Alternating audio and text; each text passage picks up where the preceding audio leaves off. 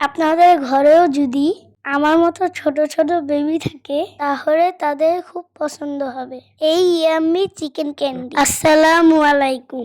একটি বাটিতে chicken paste নিয়েছি। এখন দিচ্ছি মরিচের গুঁড়া, জিরার গুঁড়া, স্বাদ মতো লবণ এবং সয়া সস। দিয়ে দিলাম 1 প্যাকেট নুডলসের মশলা। আপনারা ম্যাজিক মশলাও ইউজ করতে পারেন। সবকিছু একসাথে মিক্স করে নিচ্ছি। আম্মু রান্না করছে আর আমি ভয়েস দিচ্ছি। লবণ দিয়ে একটি ডিম ফেটিয়ে নিয়েছি আর সাথে নিয়েছি ব্রেড ক্রাম্ব। অল্প করে চিকেনের পেস্ট নিয়ে নিচ্ছি। এখন একটি কাঠি চিকেনের ভিতরে দিয়ে দিচ্ছি। চিকেনটাকে ডিমে চুবিয়ে ব্রেড ক্রাম্বে কোট করে দিব। এই একই প্রসেসে সবগুলো করে নিব। তেল গরম করে নিয়েছি।